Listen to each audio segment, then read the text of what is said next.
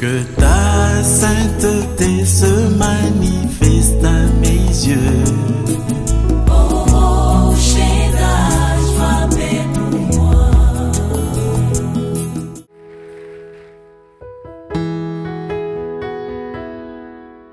Alléluia. Gloire au Seigneur. Que Dieu soit béni ce matin. Nous aimons sa présence. Nous apprécions ces temps qu'il nous donne. Et nous remercions le pasteur Achille pour son leadership et ce que Dieu est en train de faire dans sa vie et dans son ministère. Je crois que moi, je suis le plus heureux de voir ce que Dieu est en train de faire dans la vie de ses pasteurs. Alléluia.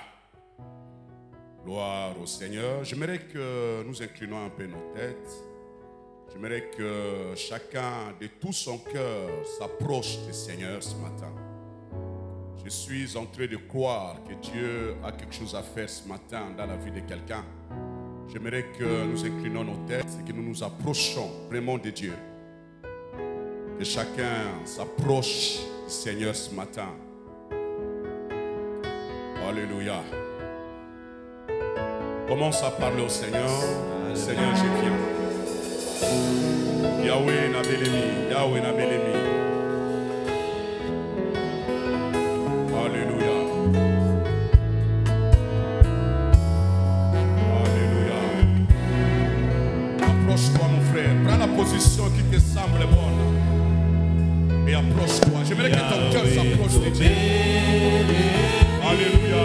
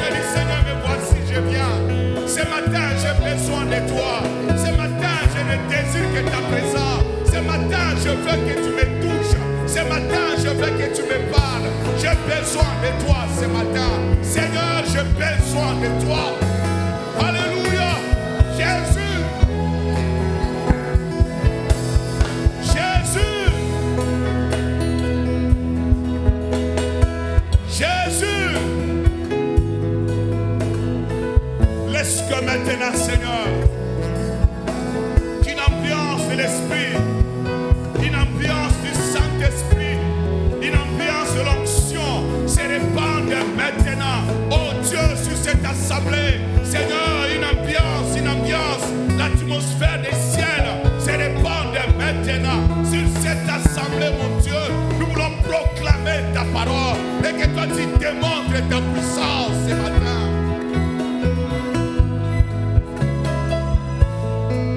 bénis ce moment et bénis ta parole.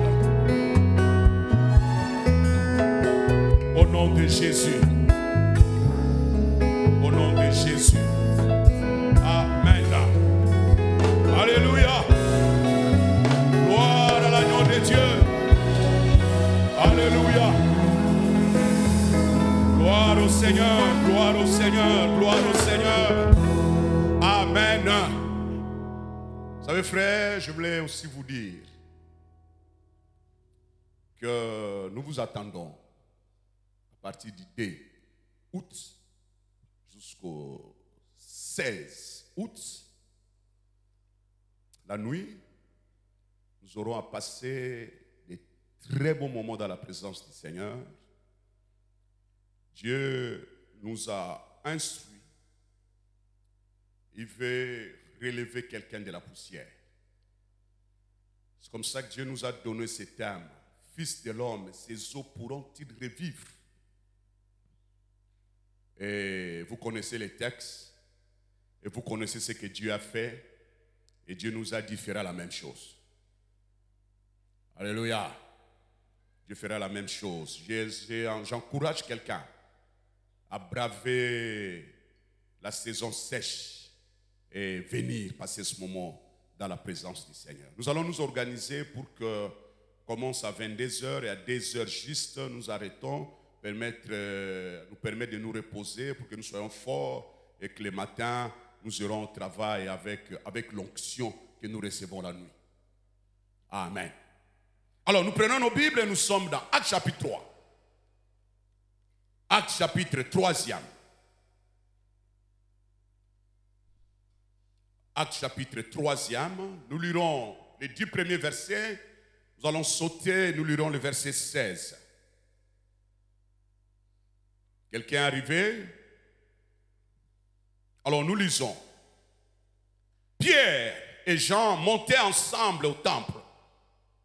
À l'heure de la prière, c'était la 9e heure. Il y avait un homme boiteux de naissance, il faut souligner ça, boiteux de naissance, qu'on portait et qu'on plaçait tous les jours à la porte du temple appelé la Belle, pour qu'il demandât l'aumône à ceux qui entraient dans le temple. Cet homme, voyant Pierre et Jean qui allaient y entrer, leur demanda l'aumône. Pierre, de même que Jean, fixa les yeux sur lui et dit, regarde-nous. Il les regardait attentivement, s'attendant à recevoir d'eux quelque chose. Alors Pierre lui dit, je n'ai ni argent, ni or, mais ce que j'ai, je te le donne. Je reprends le verset 6. Alors Pierre lui dit, je n'ai ni argent, ni or, mais ce que j'ai, je te le donne. Au nom de Jésus-Christ de Nazareth, lève-toi et marche. Et le prenant par la main droite, il le fit lever. Au même instant, ses pieds et ses chevilles devinrent fermes. D'un saut, il fit debout. Il s'est mis à marcher. Il entra avec eux dans le temple, marchant, sautant, louant Dieu. Tout le monde le vit, marchant et louant Dieu. Il reconnaissait que c'était celui qui était assis à la belle porte du temple pour demander l'aumône. Il fut rempli d'étonnement et de surprise au sujet de ce qui lui était arrivé. Comme il ne quittait pas Pierre, je saute le verset 16. C'est par la foi en son nom que son nom raffermit celui que vous voyez et connaissez.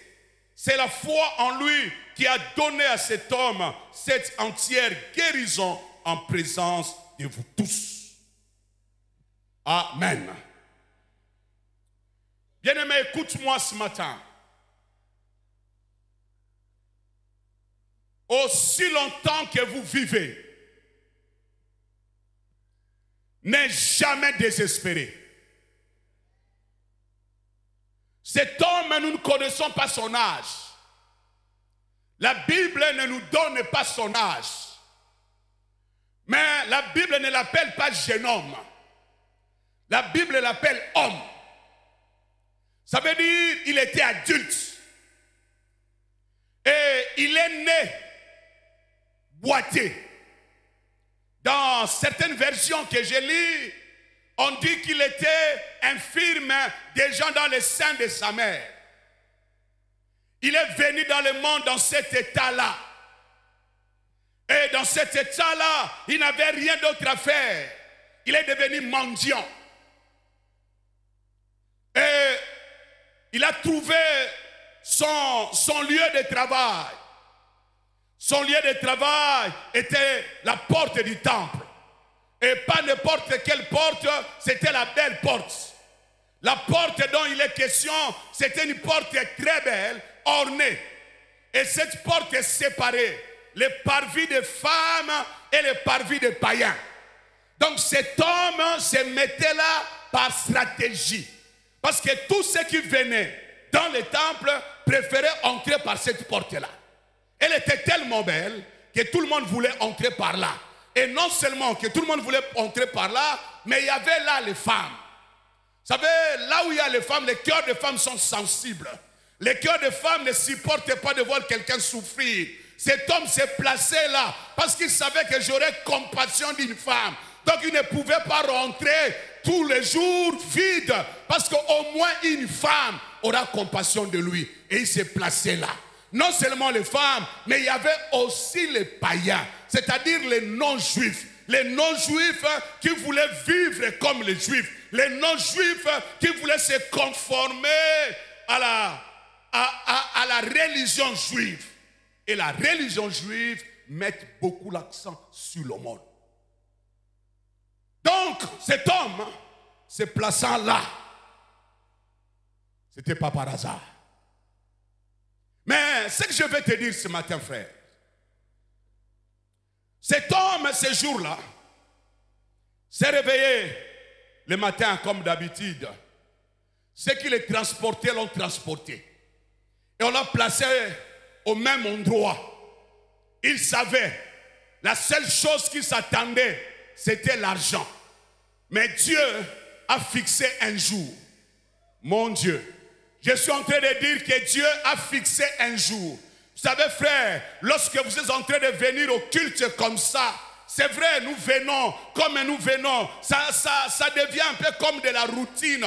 Mais lorsque nous persévérons, un jour, Dieu a fixé un jour. Un jour, les choses peuvent changer. Un jour, on peut changer le métier. Un jour, ceux qui étaient morts depuis la naissance, un jour, peuvent reprendre la vie. Parce que notre Dieu, le Dieu que nous servons, pour qui j'écris ce matin, n'a jamais changé. Sa puissance n'a jamais diminué. Son onction n'a jamais diminué. Sa volonté de faire du bien à un homme n'a jamais diminué. Il est toujours là prêt à supporter quelqu'un, à supporter quelqu'un, à délivrer quelqu'un, à guérir quelqu'un, à bénir quelqu'un, à relever quelqu'un, à essuyer les larmes de quelqu'un. Ce matin, je suis en train de dire à quelqu'un que Dieu est prêt encore ce matin à faire ces choses dans la vie de celui qui espère ce matin. Est-ce qu'il y a quelqu'un qui espère ce matin? Vous savez, frère, la Bible dit, l'homme ne connaît pas son heure. L'homme ne connaît pas son heure. Mais Dieu a un calendrier. Dieu a un calendrier, frère. Dieu a un calendrier. Vous savez, alors que j'étais encore au ciel, alors que j'étais encore invisible, alors que j'étais au ciel, Dieu avait déjà connu ce moment.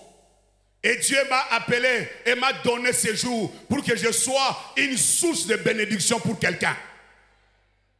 J'aimerais quelqu'un qui croit cela, les bien-aimés, dit c'est moi. Alléluia. Bien-aimé, ce matin, Dieu m'a appelé simplement pour dire, ce que j'ai, je te le donne. Quelqu'un croit que j'ai quelque chose? Ce que j'ai, je te le donne.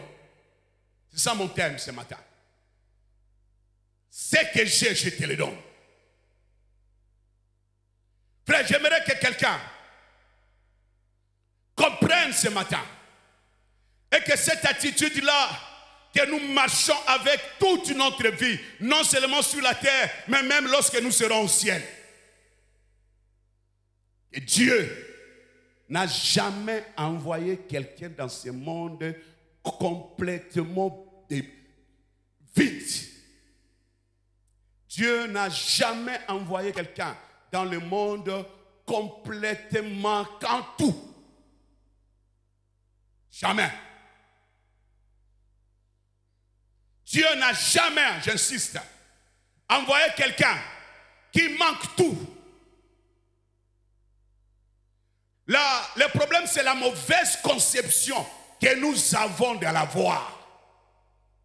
Pour nous, l'avoir, c'est l'argent, c'est l'or. Pour nous, avoir, quand on dit quelqu'un est riche, c'est qu'il a l'argent, il a l'or. Mais l'avoir, frère, ne se limite pas en argent et en or. Alléluia. Vous savez, j'ai lu un commentaire des disciples. Quoi, quelqu'un peut en avoir. Lorsque vous lisez les commentaires du chapitre 3 des Actes, on raconte là une histoire. Un homme qui s'appelle Thomas d'Aquin est allé un jour visiter une autorité religieuse. Et il arrive, il le trouve dans une pièce. Et cette pièce avait beaucoup d'argent. En fait, on était en train d'entasser l'argent dans cette pièce-là. Et Thomas entre dans la pièce. Il est sali. Et il regarde l'argent. L'autorité religieuse a vu qu'il regardait l'argent. Il lui a dit, écoute Thomas, nous aujourd'hui, nous ne pouvons plus dire comme Pierre, je n'ai ni or, ni l'argent. Et Thomas réfléchit, le regarde. Il dit oui, mais vous ne pouvez pas non plus dire, lève-toi et marche. Hein? Lui, il était content de l'argent qu'il avait. Mais il y avait une chose. Si Pierre avait manqué l'argent, mais Pierre avait une solution pour cet homme. Et là, cet homme recevait l'argent tous les jours. Mais il était resté dans son état. Il avait l'argent. Chaque jour, on lui donnait l'argent, mais sa situation ne changeait pas. Mais ce que Pierre lui a donné, lui a rendu la dignité. Oh, je déclare ce matin, Dieu va rendre la dignité à quelqu'un. Je déclare ce matin, Dieu va relever quelqu'un. Je dis qu'avant ce culte ne termine, Dieu va relever quelqu'un. Ta honte va finir. Ta honte va finir ce matin. Frère, Dieu m'a dit qu'avant ce second semestre de l'année 2019, Dieu va faire les choses. Dieu va faire les choses. Amen. Dieu va faire les choses, frère. Vous savez, j'ai des petites choses qui attirent mon attention avant que j'entre dans le corps de mon message. Le premier, c'est que cet homme, la Bible l'appelle boiteux de naissance.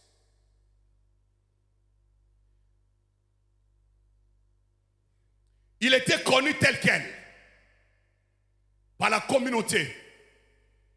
Donc, aucune possibilité d'arrangement n'était possible.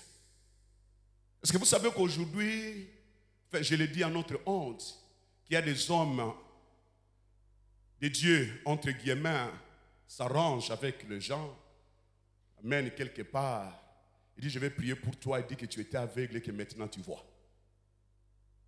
C'est à notre honte, frère. Vous savez, on ne peut pas aider Dieu. Dieu, on ne cherche pas les témoignages. Dieu est Dieu. Dieu fait ce qu'il veut faire. Donc, il n'y a aucune possibilité d'arrangement. Donc, le récit est authentique. Amen. Le récit est authentique. Donc, je vais dire, frère, si Dieu, le Dieu qui a raffermi les pieds de cet homme né dans cet état-là, il a encore les moyens, il a encore le pouvoir, il a encore la puissance, il a encore la volonté de faire pour nous aussi aujourd'hui. Sans arrangement, il a le moyen de le faire. La deuxième chose,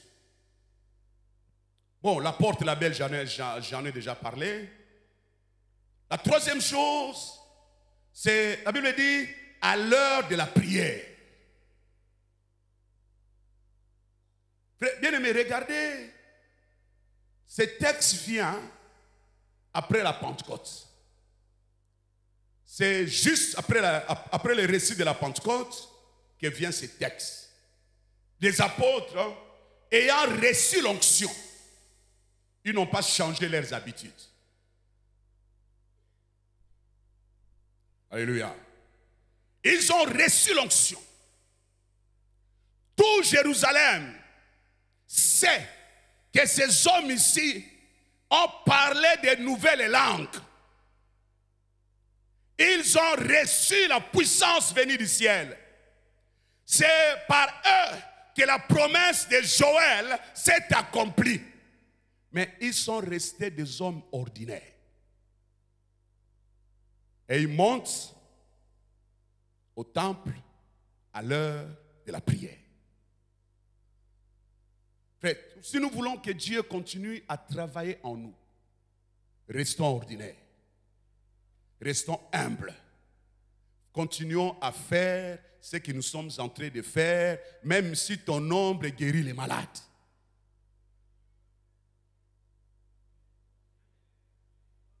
Alléluia.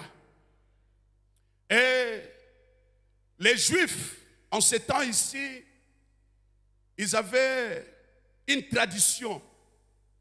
Ils priaient 3 fois la journée. Nous prions combien de fois? Ils priaient 3 fois la journée.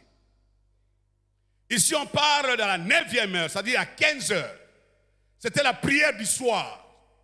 Il y avait une prière le matin, à 6 heures, à 12 heures et à 15 heures.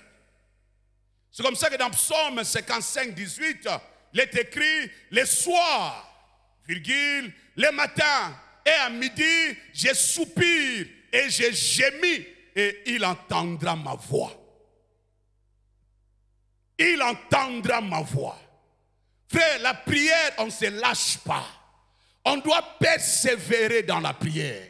On doit continuer à crier devant le Seigneur. Si le matin n'a pas écouté, il pourra écouter à midi. Si à midi n'a pas écouté, il écoutera le soir. Si le soir n'a pas écouté, je crois encore que le lendemain, il m'écoutera. Je continuerai à crier jusqu'à ce que Dieu entende ma voix. C'est comme ça que nous vous appelons à 14 nuits. Alléluia. Ah, pasteur devient un homme de marketing. Nous vous appelons, frères, venez. Alors, la persévérance dans la prière, c'est cela même qui fait que les choses que Dieu a mis en nous, qui sont encore et encore invisibles, commencent à se manifester et devenir visibles. Je voudrais te dire, frère, que tel que nous sommes tous là, si seulement nous tous nous sommes en Christ, si un jour nous avons accepté de recevoir Jésus de tout notre cœur comme Seigneur et Sauveur, j'aimerais te dire que tel que tu es là, tu n'es pas réduit. C'est votre mot qui m'a ramené.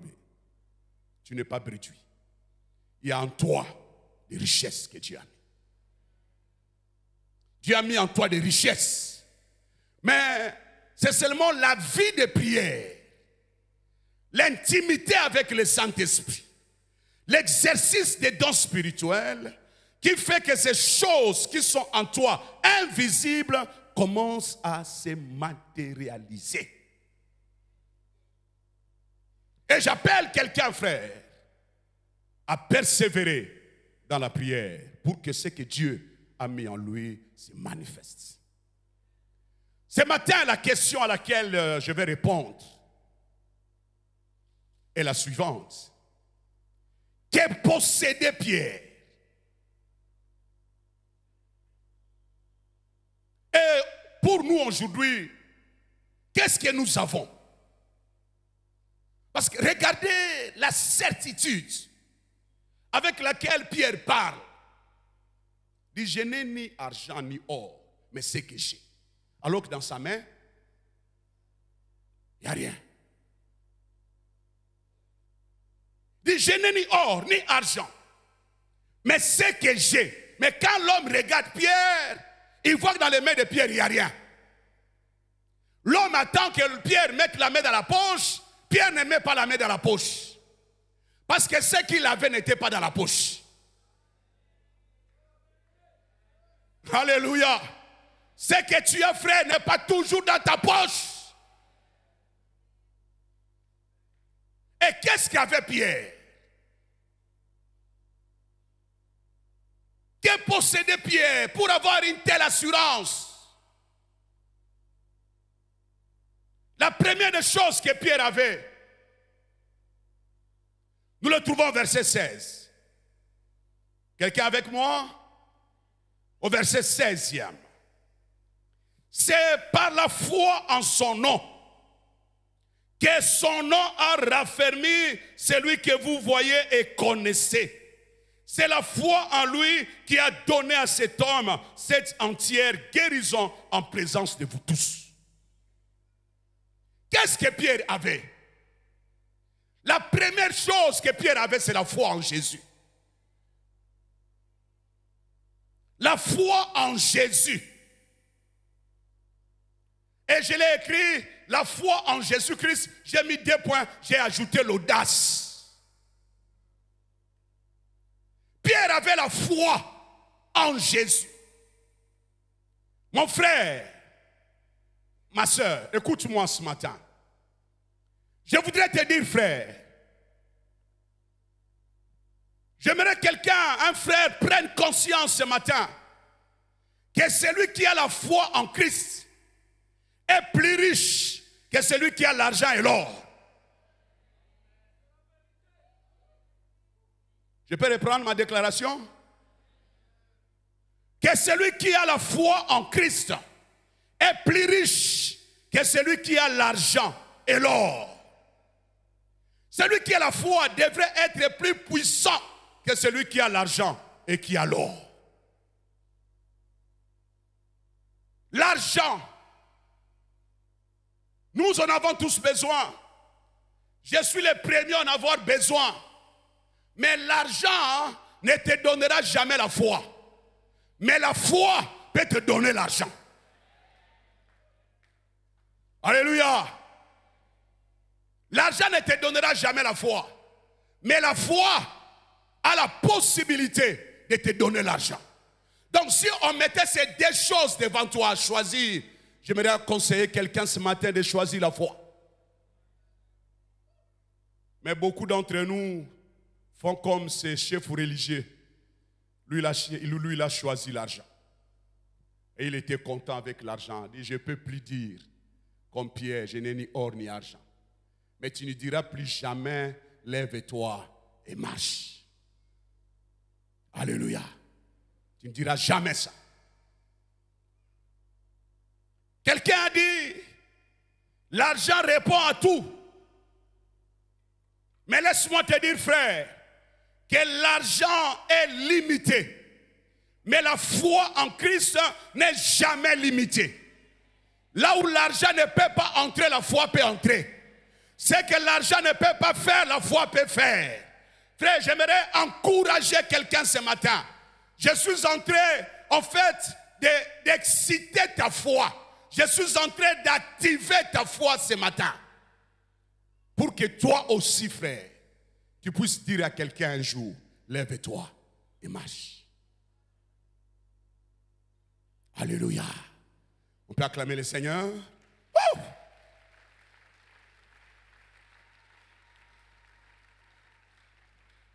lève-toi et marche.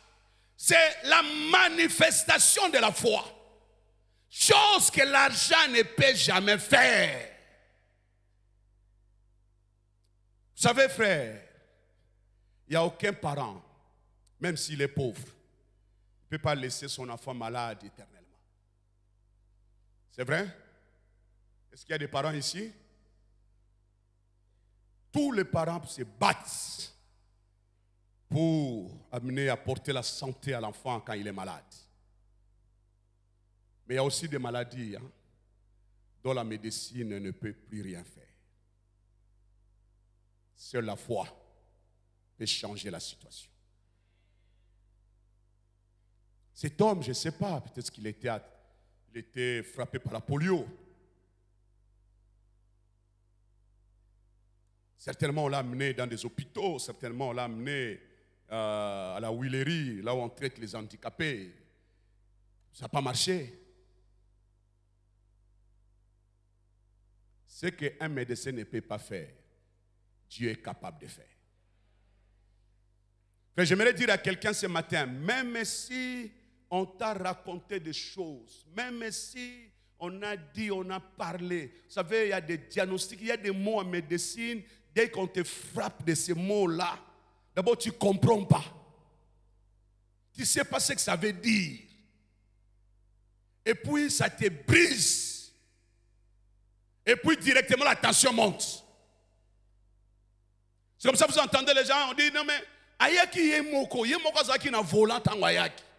Donc comprendre comment la situation s'est basculée et puis a koufi. Parce que les choses qu'il a entendues dans le cabinet des médecins, les mots qu'on lui a dit, il a cherché à comprendre, il n'a pas compris. Mon situation est comme grave. Et puis tension est matière et puis aki. Frère, même si vous comprenez comprendre en haut, Zala ne likia ke mutu oyo azokaka na ikulus. Alléluia. Celui dont le corps a été maîtrisé à la croix, lui ne tremble pas devant le nom de la maladie. Alléluia. Lui ne tremble pas, frère. Et il a foi en l'œuvre qu'il a accomplie. Et Dieu fera quelque chose pour toi. Alléluia. La foi, frère, la foi. Vous savez, j'ai lu ce que Pierre dit. Regardez ça avec moi. 2 Pierre, chapitre 1er, le verset 1er.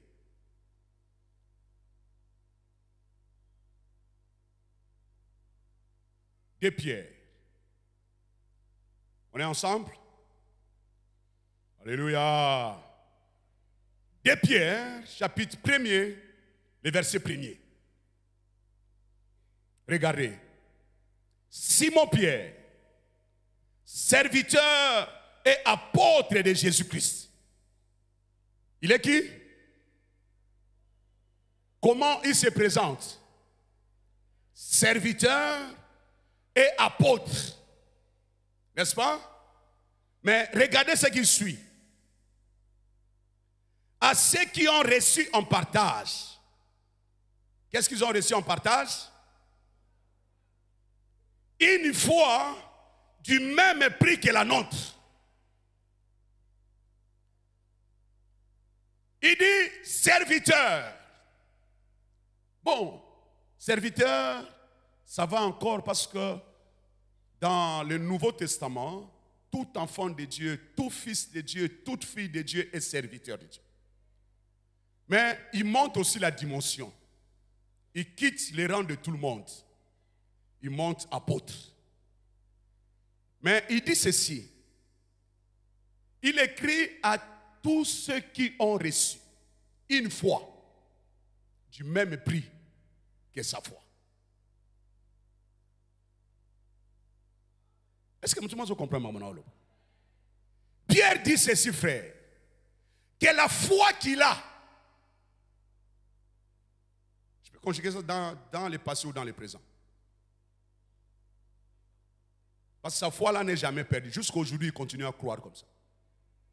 La foi que Pierre a et la foi que vous avez, la foi que j'ai, Pierre dit ceci. Cette foi-là a le même prix. a la même valeur, devrait aussi produire les mêmes résultats. La foi que Pierre a, c'est la même foi que j'ai. Ces foi-là, nos deux foi, ont le même prix. Ont le même prix. Ça veut dire à la même valeur. Quel était le prix de la foi de Pierre?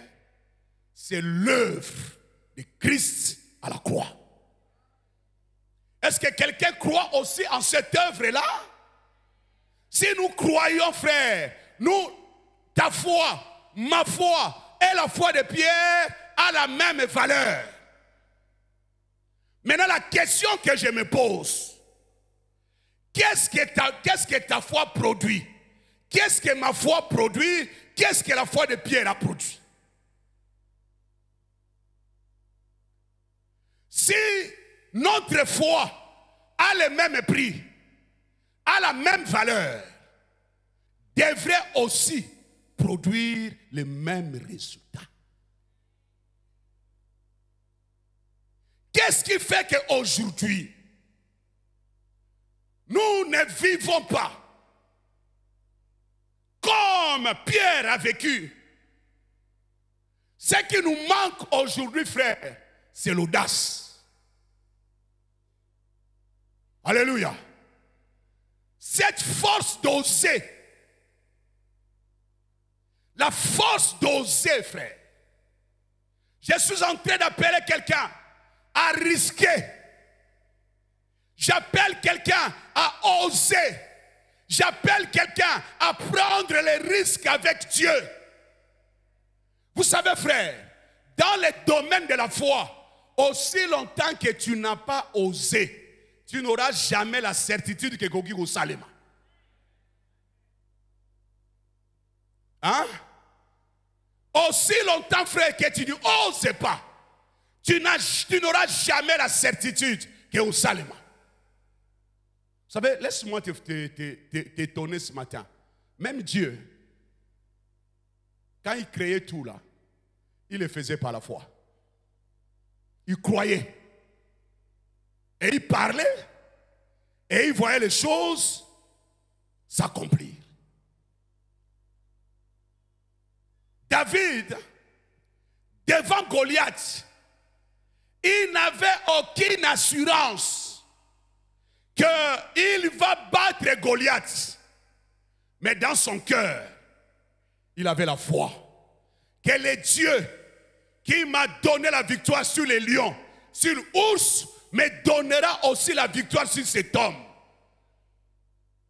Et il a osé la chose qu'aucun général, aucun colonel foule n'a osé faire devant Goliath en Israël. David a osé. Frère, je suis en train d'appeler quelqu'un à oser. Frère, commence par oser. Commence par oser, frère. Commence par imposer les mains. Commence par agir. Commence par poser les actes de la foi. Et tu te rendras compte que Dieu est avec toi. Centre évangélique la Trinité, si nous pouvons nous lever tous et commencer à oser avant qu'on arrive au mois de décembre, parce qu'il y aura des gens ici. Alléluia. Regardez, frère. L'audace. Pierre dit à cet homme, ce que j'ai, je te le donne. Lève-toi et marche. Et l'homme ne se lève pas. Dis ce que j'ai, je te le donne. Lève-toi et marche. L'homme sait que moi là, alors je dis comme un Togolais, moi là, depuis que je suis né, je n'ai jamais marché. Mais cet homme me dit, lève-toi et marche. Certainement cet homme était en train de réfléchir par où je dois commencer. Et Pierre lui tend la main. Il prend par la main et le fait lever. C'est ça l'audace, frère. C'est ça le pouvoir d'oser. Ose. Vous savez, frère, s'il y a une chose que Dieu honore dans la vie de quelqu'un, c'est sa foi. Hein? Ce que Dieu honore dans la vie de quelqu'un, c'est sa foi. Vous savez, frère, Pierre a osé. Hein? Dans son ministère, il a osé. Pierre, par sa foi, il a ouvert des portes de prison. Par sa foi, il a guéri les malades. Par sa foi, il a ressuscité des morts. À un moment donné, les gens croyaient tellement en Pierre qu'ils ont commencé à apporter les malades. Pierre, même si tu n'as pas le temps de le toucher, laisse seulement que ombre nayo et les calicolo na bango. Et la Bible dit, lorsque l'ombre de Pierre traversait ces hommes-là, ils étaient guéris. La foi, Pierre dit, frère, j'aimerais que nous retenons cela. Pierre dit, sa foi et ma foi en quoi? Le même prix. À un moment donné, ceux qui n'étaient pas en mesure d'apporter les malades là où était Pierre, ils venaient avec des linges. Il y a un papier mouchoir. Et à Pangousiango, Pierre. Et puis à Zongia qui a appliqué en haut na malade. Le malade abiki. Aujourd'hui, on va dire Noah Zukisi. À Simbi. Na Simbi, frère. J'aimerais te rassurer que na Simbi. Alléluia. Bien-aimé, tout ce que je vais te dire ce matin, c'est que tu oses. Que tu oses. Que tu oses. La deuxième chose, dans ce que Pierre avait, ou dans ce que Pierre a, c'est la puissance du Saint-Esprit. J'ai mis ça, la puissance du Saint-Esprit, 2 points, l'exercice des dons spirituels. Le verset 7. Le verset 7, Actes chapitre 3. Le prenant par la main droite, le fit lever, au même instant ses pieds et ses chevilles devinrent fermes. La puissance du Saint-Esprit se manifeste par l'exercice des dons spirituels. La puissance du Saint-Esprit ne se manifeste pas dans des agitations. La puissance du Saint-Esprit se manifeste dans l'exercice des dons spirituels. C'est dans l'exercice des dons spirituels. Frère, on est rassuré que Dieu est au milieu de nous lorsque chacun d'entre nous met son don au service de l'autre. Quand chacun mettra son don au service de l'autre, nous allons voir Dieu au milieu de nous. Les dons spirituels. La puissance du Saint-Esprit avec l'exercice des dons spirituels est une richesse et un pouvoir qui dépasse de loin l'or et l'argent.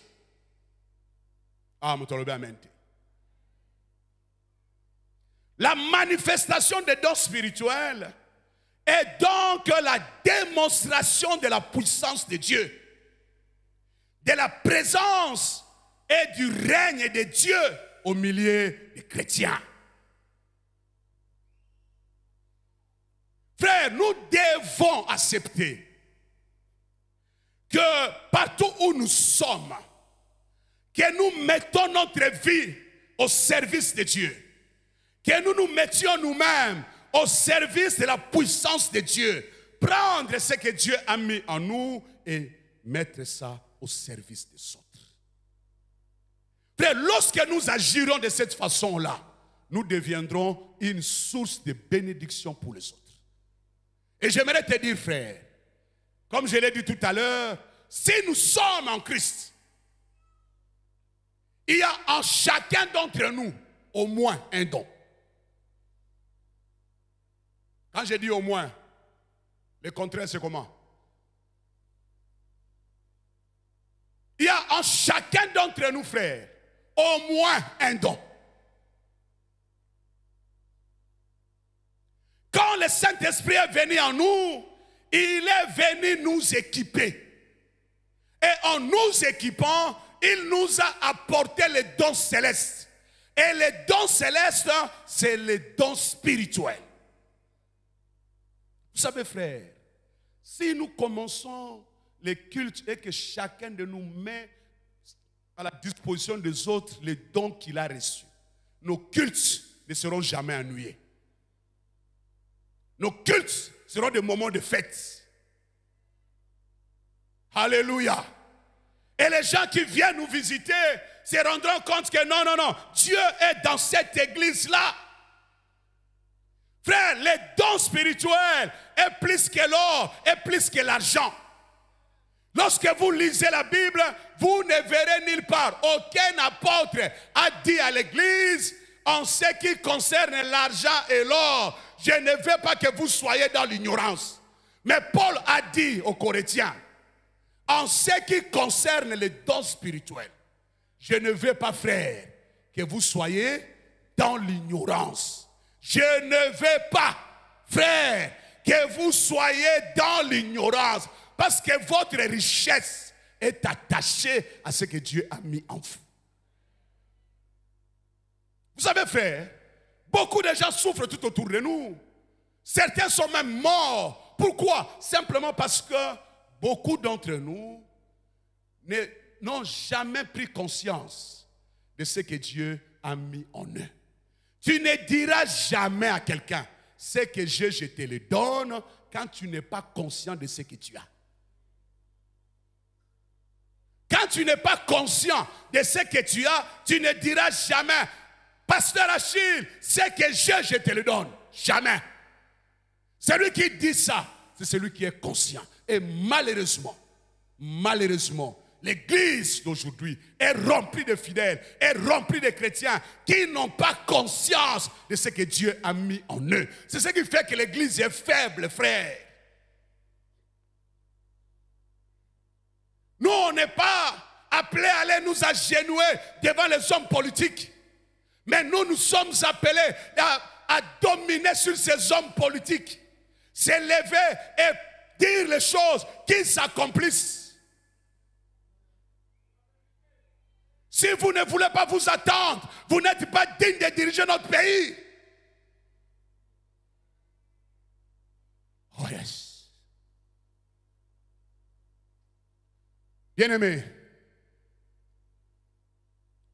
Dieu veut ce matin que chacun d'entre nous prenne conscience que si seulement tu es en Christ, si tu n'es pas encore en Christ, je prie que tu ne sors pas de ces cultes sans avoir reçu le Seigneur. Que tous ceux qui sont déjà en Christ prennent vraiment conscience que Dieu a mis en toi quelque chose pour apporter la vie aux autres, pour apporter la délivrance aux autres, pour apporter la guérison aux autres, pour apporter la bénédiction aux autres. Et tu dois l'exercer. Alléluia. Tu dois l'exercer. Chacun de nous, frères, devrait s'engager à rechercher la manifestation de l'Esprit de Dieu dans sa vie et dans son ministère. On devrait s'engager tous à rechercher la manifestation de l'Esprit dans nos vies et dans nos ministères. Frère, c'est à ce prix-là, les jeunes, écoutez-moi, c'est à ce prix-là que la création saura que nous sommes fils de Dieu.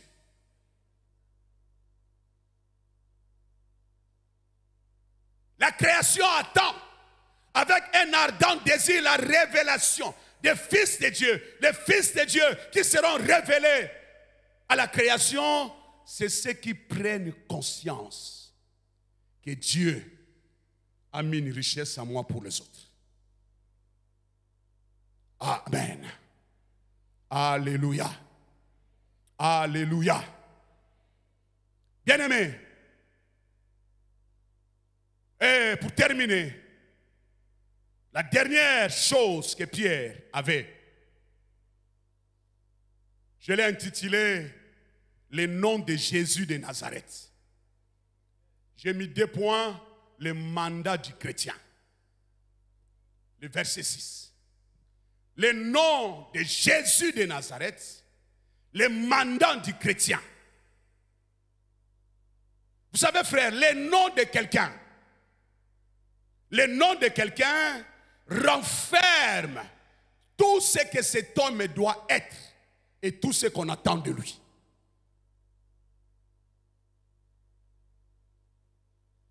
Tout ce que tu es est dans ton nom. Tout ce que je suis est dans mon nom.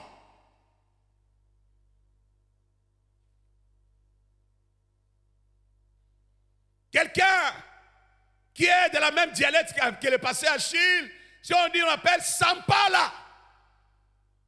Lui qui connaît ce que ça veut dire, il va tourner pour regarder c'est qui. Et laisse-moi te dire, frère, ton nom est la première prophétie que tu as reçue.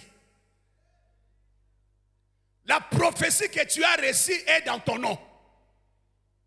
Vous savez, les jours où tu es né, la première parole qui t'a été adressée, c'est ton nom. Et lorsque ta mère t'a appelé Coupens, c'est une prophétie. Il a déclaré quelque chose dans ta vie. Et tu dois savoir, frère, que ton nom est la première prophétie que tu as reçue. C'est comme ça, si combo na yoza na ba signification ma be frère longola yango puissance nyonso mokila molili. On peut dépouiller un nom. Et tu as les syllabes, les gars. Dilou. Si en dilou, il y avait des significations contraires à la puissance de Dieu, on peut dépouiller ça. Le nom de Jésus, c'est au nom de Jésus que cet homme s'est levé. Vous savez, frère, vous savez, bien-aimé, Jésus,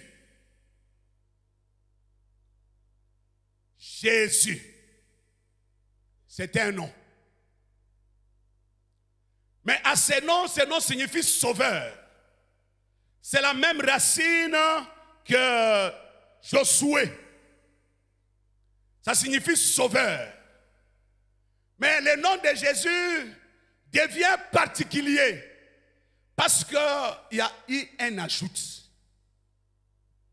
Il y a eu un ajout. En grec, Christ. En hébreu, Messie. Le oint. Tu ne m'as pas compris. Le oint. Christ, le oint. Donc, quand l'ange a donné ce nom-là annonçait déjà ce qui sera cet enfant. Il sera le sauveur. Il sera le sauveur. Mais Le nom de Jésus est notre lettre d'accréditation dans le monde. Est-ce que vous savez que nous assumons la fonction d'ambassadeur de Christ dans le monde? Et le nom de Jésus, c'est notre lettre d'accréditation. Notre lettre d'accréditation s'appelle le nom de Jésus-Christ. Le nom de Jésus est notre mandat. C'est l'autorité qui nous amène à exercer, à briser les puissances des ténèbres, à relever les malades. C'est le nom de Jésus. Pierre était conscient qu'il avait une richesse qui dépassait l'or, qui dépassait l'argent, qui s'appelle le nom de Jésus-Christ. Mais regardez que Pierre, au lieu seulement parler du nom de Jésus, lui il ajoute Jésus de Nazareth. Amen. Jésus de Nazareth. Pierre, devant les gens qui lui demandaient, mais qu'est-ce qui s'est passé pour que cet homme paralytique de naissance marche? Il dit, c'est la foi au nom de Jésus de Nazareth. Jésus de Nazareth, quand de son vivant, quand on l'appelait Jésus de Nazareth, était une moquerie. Les gens se moquaient de lui. Pourquoi? Vous vous souviendrez de ce que Philippe a dit à... C'est Nathanaël qui a dit à Philippe. Il dit, mais quelque chose de bien peut-il sortir de Nazareth? Comme ça, quand on l'appelait Jésus de Nazareth, pour dire que non, il n'est pas authentique. Parce que de Nazareth ne sort jamais un prophète. Nazareth n'a jamais produit un prophète. Il dit, c'est Jésus de Nazareth. C'était une moquerie. Et même sur sa croix, il était écrit Jésus de Nazareth, roi des Juifs. Une moquerie. Maintenant, les noms qu'on s'est moqués, waouh! Quand Pierre dit, c'est au nom de Jésus de Nazareth, pour dire les noms de celui pour qui vous vous moquiez, celui pour qui vous vous preniez comme quelqu'un de rien, c'est son nom qui dégage maintenant la puissance de raffermir les pieds de quelqu'un qui est né boité. Il n'a jamais marché, il est là. Frère, laisse-moi te dire ce matin.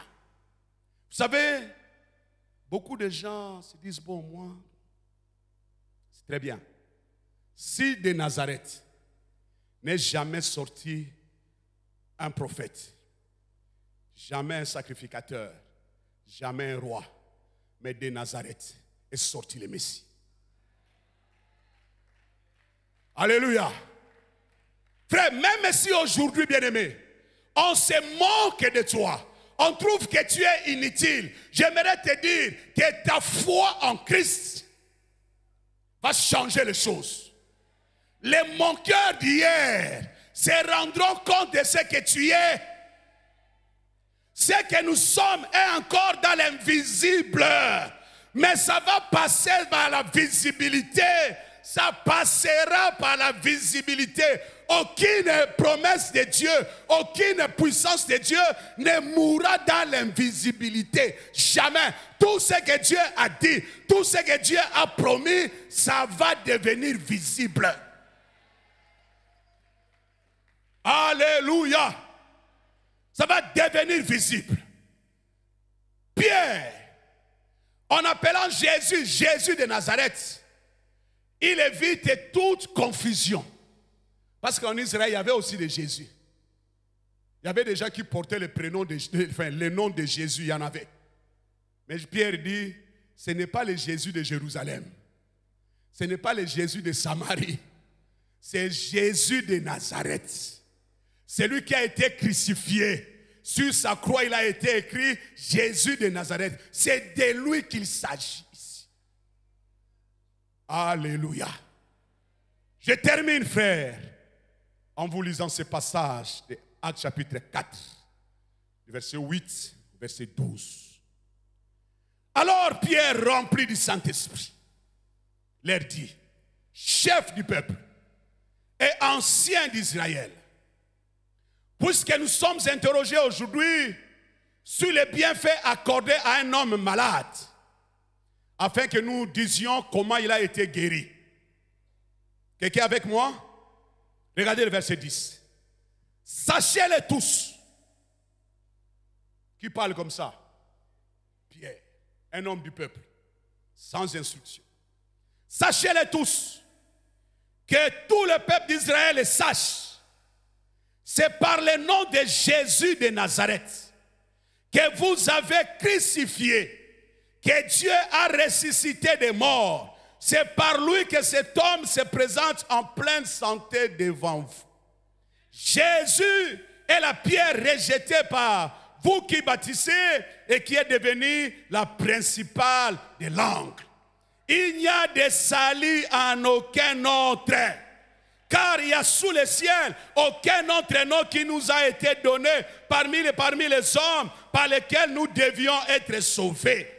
Sous le ciel, frère, il n'y a pas un autre nom. C'est le nom de Jésus. Le nom de Jésus, c'est notre mandat. Le nom de Jésus, c'est notre richesse. Le nom de Jésus dépasse l'or et l'argent. Le nom de Jésus contient la puissance. Le nom de Jésus fléchit les genoux de Satan lui-même. Le nom de Jésus, le nom de Jésus. Alléluia. Le nom de Jésus. Bien-aimé, celui qui a le nom de Jésus a une puissance pour apporter la vie aux autres. Alléluia. Tango to belelaka kombo na Yesu. Le nom de Jésus. Bien-aimé, je suis en train de terminer pour vous dire que le Dieu qui a travaillé avec Pierre est avec nous ce matin. Dieu qui a fermé ses pieds de cet homme né boiteux est avec nous ce matin. Je sens l'onction de la guérison dans cette assemblée ce matin. Je sens que la maîtrise de Jésus est en train de s'agiter pour guérir quelqu'un ce matin. Je sens la force est en train de se dégager dans le nom de Jésus ce matin. Est-ce que nous pouvons nous lever tous? Alléluia. Alléluia.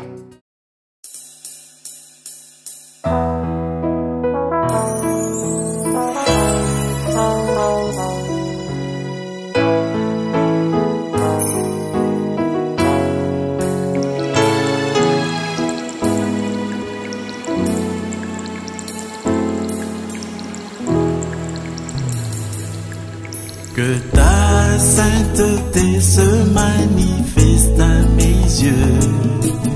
Oh, Shaddai, sois pour moi. Laisse ta gloire descendre des cieux. Que l'eau de grâce coule sur moi. Rassemblés, devant ta majesté. nous attendons que l'on jaillisse. Oh, ta présence est ta et ta lumière apparaît.